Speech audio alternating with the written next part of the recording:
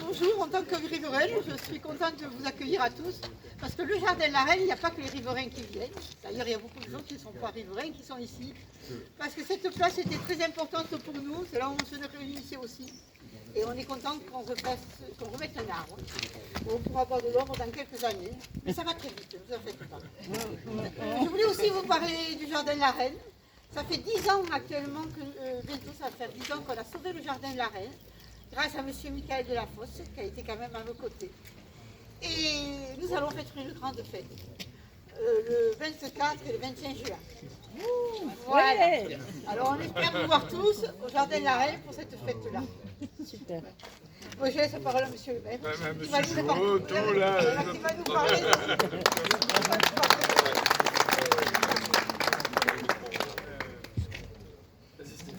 Donc, à présent, Stéphane Jouot, adjoint au maire délégué à la nature en ville et la biodiversité. Bonjour à toutes et tous.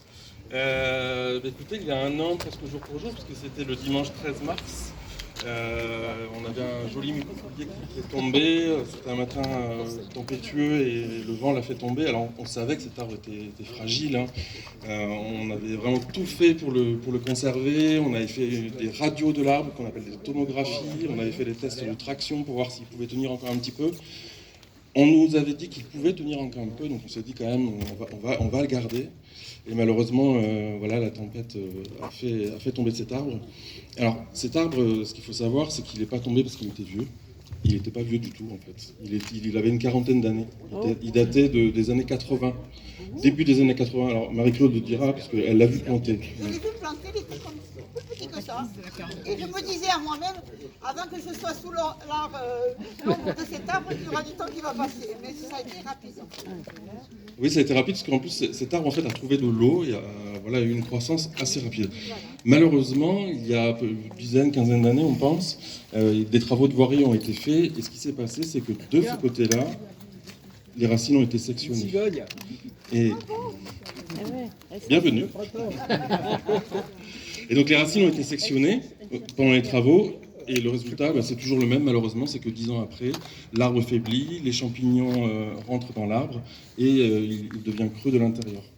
Et pour nous, ça c'est une leçon qu'on a bien en tête et c'est pour ça qu'avec la charte de l'arbre qu'on a votée, on a des préconisations très très précises pour les travaux pour que ça n'arrive plus.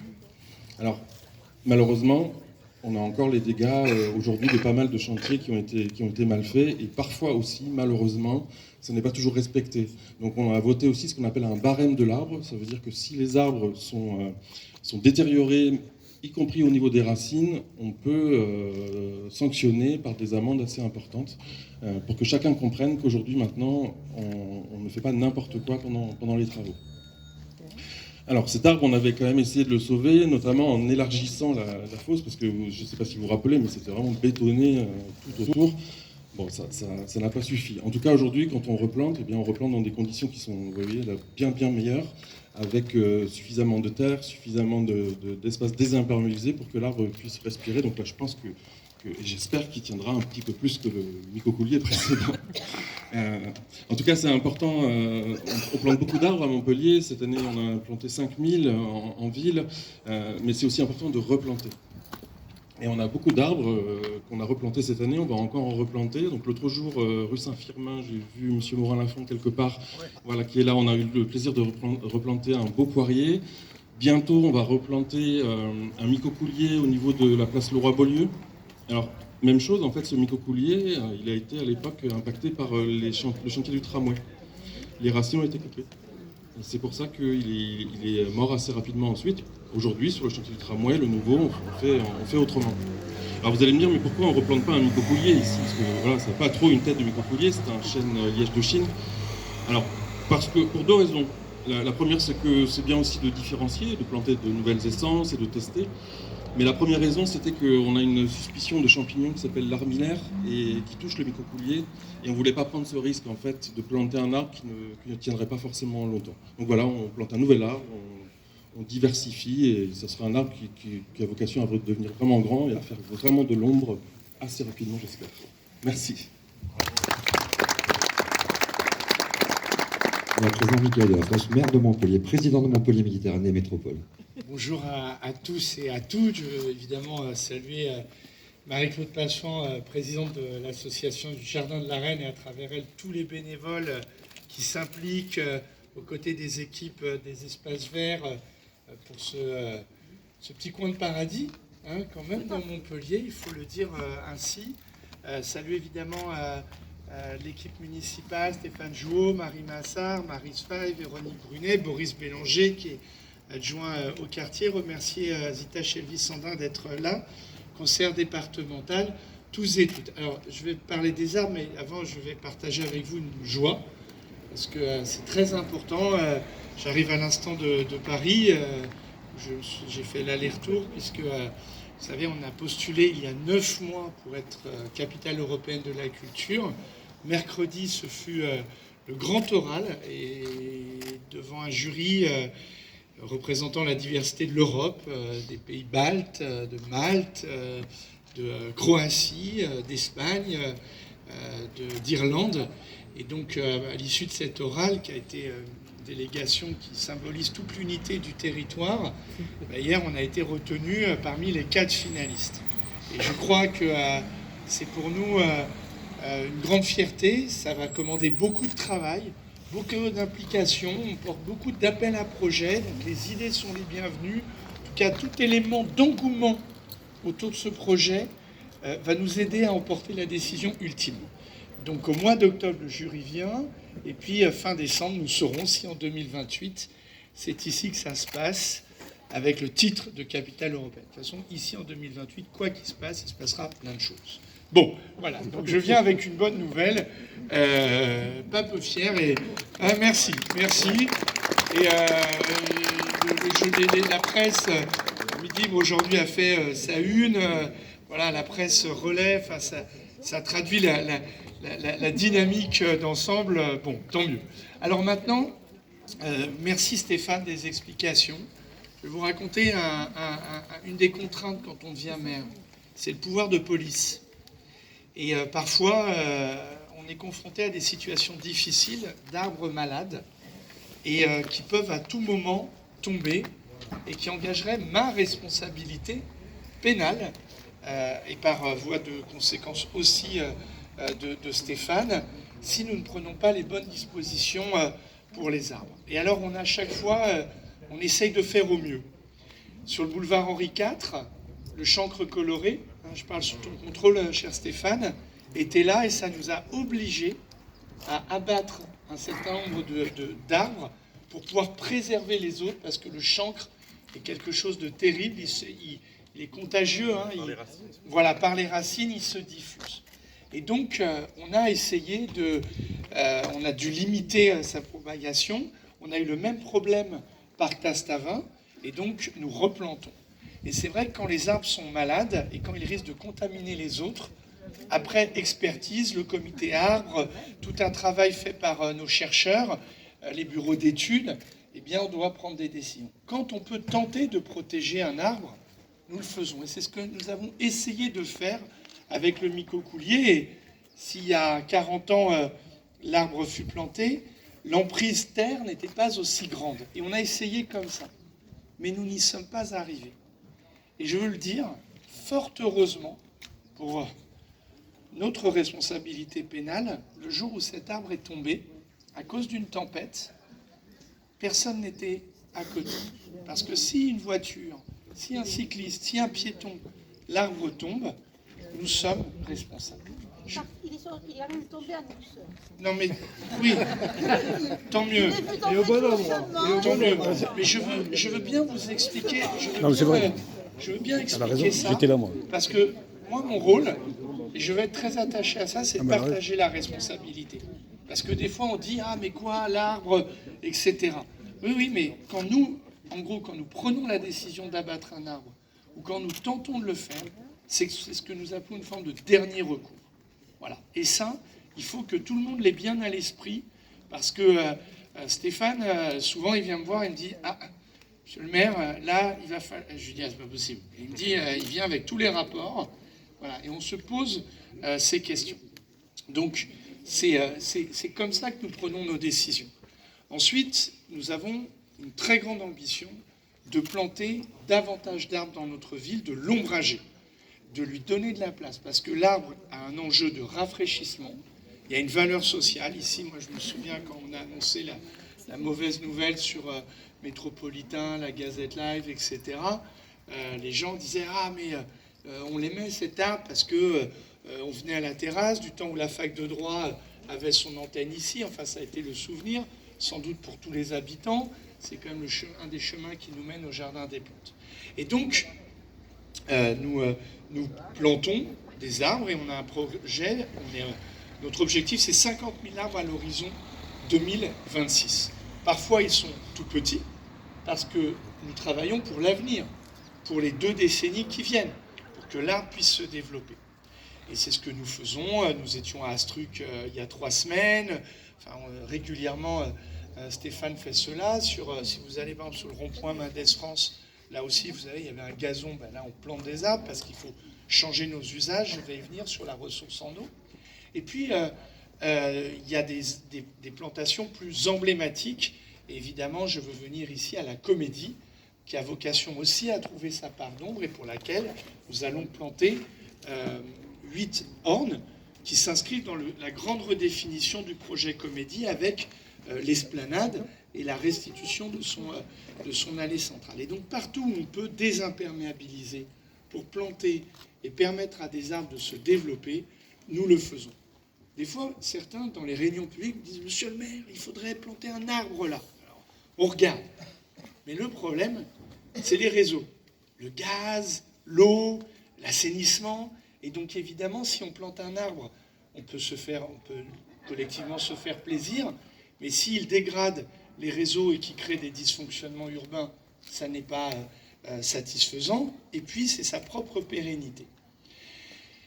Troisième enjeu, est important, et Stéphane, tu l'as très bien dit, mais je veux insister. Les arbres à Montpellier ont eu des modes. Les platanes, les pins, les coqueliers. Et alors ça, heureusement que M. Jouot est arrivé. Je veux le dire, d'abord parce qu'il est très docte, mais parce que les pins, ils acidifient les sols.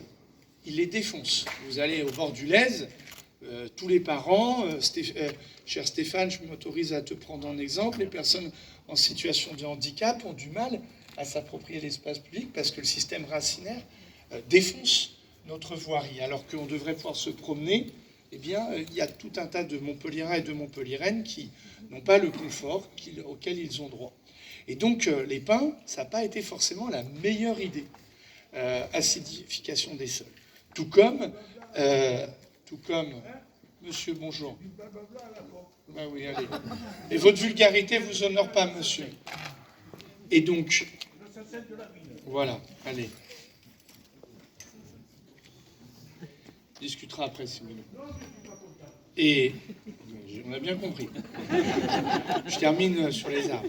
Donc les pins, les palmiers, on voit bien qu'eux, ils ne donnent pas leur fonction d'ombre dans la ville. Et donc on diversifie les essences et on fait très attention pour qu'il n'y ait plus des alignements de même arbre, hein, je parle sous ton contrôle Stéphane, et qu'on diversifie les essences pour que ceux qui dans 15-20 ans auront la responsabilité de l'arbre en ville, eh bien, ne soient pas confrontés aux mêmes problèmes que nous avec les platanes et le chancre.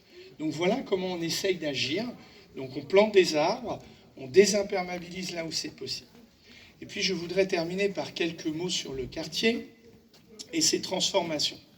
Vous avez vu qu'on a fait des projets qu'on appelle d'urbanisme transitoire pour restituer cette place. Et dans la démarche quartier apaisé que nous conduisons, comment nous allons réaménager cette place? Je veux dire que très prochainement, nous reviendrons vers les habitants sur la mise en œuvre du projet de la place Max Rouquette, dont nous voulons tout simplement qu'elle retrouve ce qu'elle était du temps de Max Rouquette. C'est pour ça que je faisais référence à Petit coin de paradis, vers paradis, en référence à cette immense hauteur. Et donc, là aussi, dans les projets, sous l'autorité de Stéphane, nous allons planter des arbres sur ce qui est aujourd'hui un parking, et nous allons aussi travailler sur une présence de l'eau pour faire écho à l'esplanade royale du Pérou. Et donc avec l'eau, les arbres, vous voyez où je veux en venir, rafraîchir la ville, parce qu'elle va être de plus en plus chaude. Alors vous me direz, mais vous faites une fontaine, donc la ressource en eau, comment fait-on?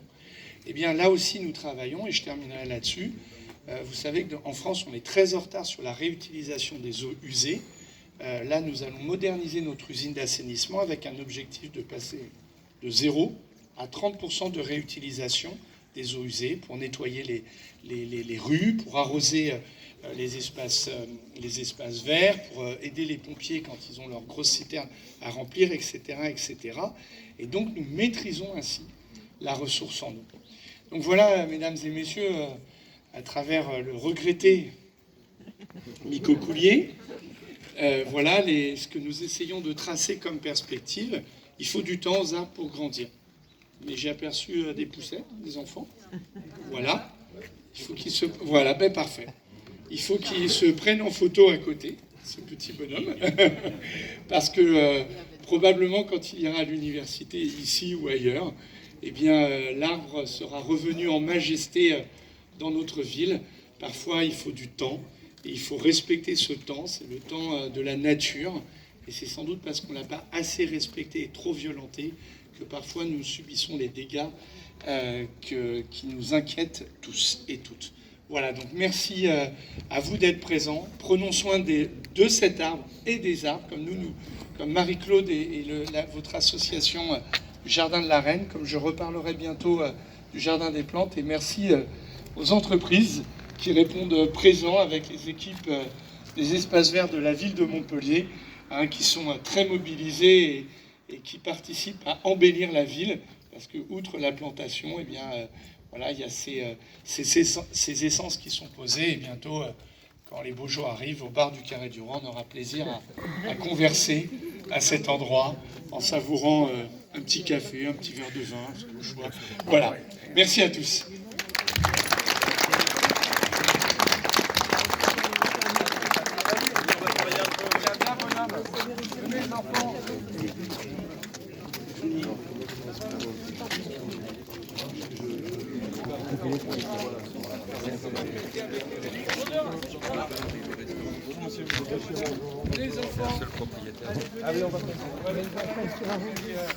Oui, il nous a contactés.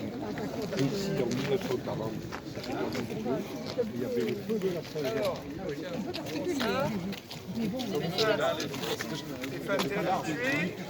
Les enfants, allez, venez. On va se mettre par rapport au soleil.